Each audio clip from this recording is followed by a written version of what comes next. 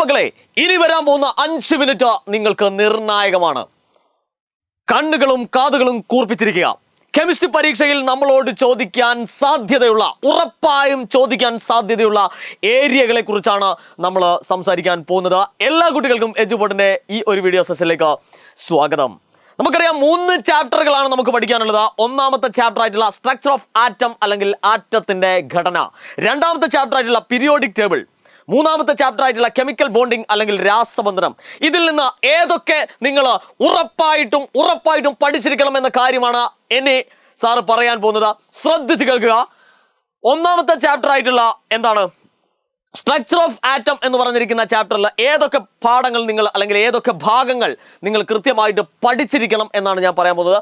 ഒന്നാമതായിട്ട് വരുന്നത് characteristics of features of cathode rays. Cathode രശ്മികളുടെ പ്രത്യേകതകൾ മക്കൾ നിർബന്ധമായിട്ടും പഠിച്ചിരിക്കണം. അതിൻ്റെ അകത്തുനിന്ന് ഒരു ക്വസ്റ്റ്യൻ ഉണ്ട്.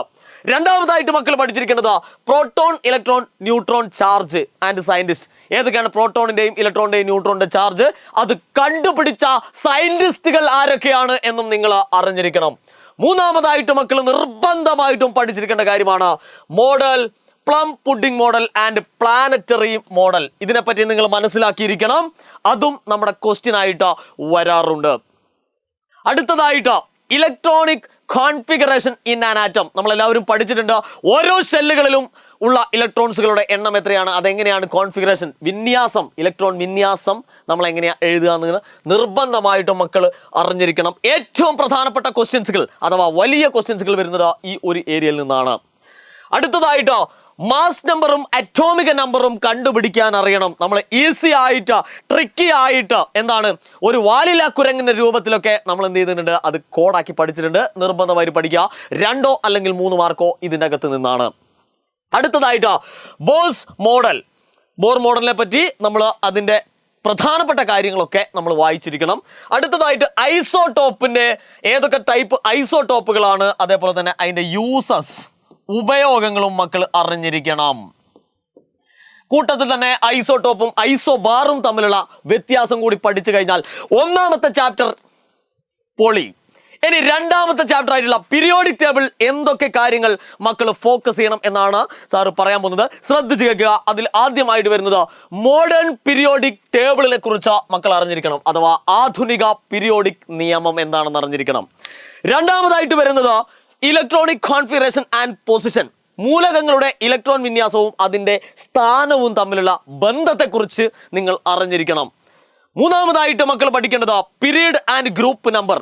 അല്ലെ, ഇപ്പോൾ ഒരു അറ്റോമിക് നമ്പർ തന്നു കഴിഞ്ഞാൽ ഏതൊക്കെ പീരീഡിലാണ് ഏതൊക്കെ ഗ്രൂപ്പിലാണ് എന്ന് കൃത്യമായിട്ട് നമുക്ക് എഴുതാൻ പറ്റണം. അപ്പൊ ഈ ഭാഗത്ത് നിന്ന് ഉറപ്പായിട്ടും ഞാൻ നിങ്ങളോട് ആദ്യം പറഞ്ഞു, നമ്മളോട് ക്വസ്റ്റ്യൻ ചോദിക്കുന്ന ടെക്സ്റ്റ് ബുക്കിലെ സാധ്യതകളുള്ള ഏരിയകളെ കുറിച്ചാണ് നമ്മൾ എന്ത് ചെയ്യുന്നത്, ഇവിടെ സംസാരിച്ചു കൊണ്ടിരിക്കുന്നത്. ഈ പോയിന്റ് ചെയ്തിരിക്കുന്ന ഭാഗങ്ങളൊക്കെ മക്കൾ എന്ത് ചെയ്യണം, നിർബന്ധമായിട്ടും പഠിച്ചിരിക്കണം. അടുത്തതായിട്ട് periodic trend in the periodic table.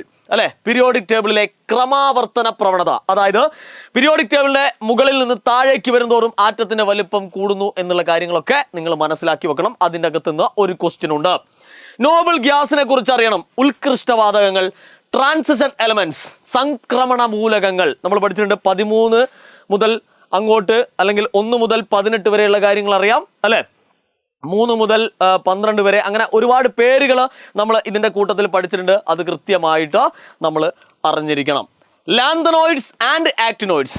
ലാന്തനോയിഡുകളും ആക്ടിനോയിഡുകളെ കുറിച്ച് അതിൻ്റെ എക്സാമ്പിൾസുകളൊക്കെ നമ്മൾ മനസ്സിലാക്കി കഴിഞ്ഞാൽ ഏതാണ്, രണ്ടാമത്തെ ചാപ്റ്റർ സെറ്റായി. ഇനി മൂന്നാമത്തെ ചാപ്റ്ററിൽ കുറച്ച് ഭാഗം മാത്രമേ ഉള്ളൂ. അത് ഏതൊക്കെ ഭാഗമാണ്, ഏറ്റവും കൂടുതൽ നമ്മളോട് മാർക്കിന് ചോദിക്കുന്ന ഭാഗമാണ് ഞാൻ പറയാൻ പോകുന്നത്. അതിൽ ആദ്യമായിട്ട് നിങ്ങൾ മനസ്സിലാക്കേണ്ടത് അയോണിക് ആൻഡ് കോവലന്റ് ബോണ്ട്. അയോണിക ബന്ധനവും സഹസംയോജക ബന്ധനവും. അത് വെറുതെ പഠിച്ചാൽ പോരാ, അതിൻ്റെ അകത്ത് ഉദാഹരണങ്ങൾ വെച്ച് പഠിക്കണം. അതേപോലെ തന്നെ ഇലക്ട്രോൺ ഡോട്ട് ഡയഗ്രാം വരയ്ക്കാൻ നമ്മൾ പഠിച്ചിരിക്കണം. 3 മാർക്കിന്റെ ക്വസ്റ്റ്യൻസ് ഇതിൻ്റെ അകത്ത് നിന്നാണ് നമ്മളോട് ചോദിക്കാറുള്ളത്. അടുത്തതായിട്ട് characteristic of ionic compounds and covalent compounds. അയോണിക സഹസംയോജക സംയുക്തങ്ങളുടെ പ്രത്യേകതകൾ നമ്മൾ പഠിച്ചിരുന്നു കഴിഞ്ഞാൽ മൂന്നാമത്തെ ചാപ്റ്ററും സെറ്റായി. അപ്പോൾ നമ്മൾ പറയുന്നത് ഇതൊരു ചെറിയ പ്രഡിക്ഷൻ ആണ്. വലിയ പ്രഡിക്ഷനുകൾ നിങ്ങൾ കാണാനിരിക്കുന്നതേ ഉള്ളൂ. എഡ്യൂപോർട്ടിന്റെ ലൈവുകളൊക്കെ എന്താണ്, ഓണം ലൈവുകളൊക്കെ തകൃതിയായിട്ട് എന്താണ് തകർത്തുകൊണ്ടിരിക്കുകയാണ്.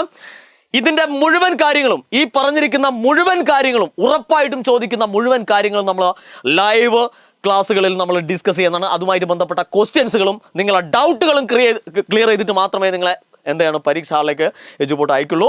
കൃത്യമായിട്ട് എന്ത് ചെയ്യുക, ഈ വീഡിയോ നിങ്ങൾക്ക് ഇഷ്ടപ്പെട്ടെങ്കിൽ നിങ്ങളെ കൂട്ടുകാരന്മാർക്കും അതുപോലെ കൂട്ടുകാർക്കൊക്കെ ഷെയർ ചെയ്യുക. ഒരു കാര്യം കൂടി ഉണ്ട്, ആരെങ്കിലും ആദ്യമായിട്ടാണ് ഈ വീഡിയോ കാണുന്നതെങ്കിൽ ഒന്ന് ലൈക്ക് ചെയ്യുക. അതേപോലെ തന്നെ നിങ്ങൾ നമ്മുടെ ചാനൽ ഒന്ന് സബ്സ്ക്രൈബ് ചെയ്യുക. അപ്പോൾ ഇടിവെട്ട് ഇതുമായിട്ട് ബന്ധപ്പെട്ട ചോദ്യങ്ങളുമായിട്ട് നമുക്ക് ലൈവ് സെഷനുകൾ കാണാം. അപ്പോൾ എല്ലാവരെയും കൂട്ടി കൃത്യസമയത്തിന് തന്നെ നിങ്ങൾ എത്തിച്ചേരണം. അവിടെ വെച്ച് കാണാം. Good bye.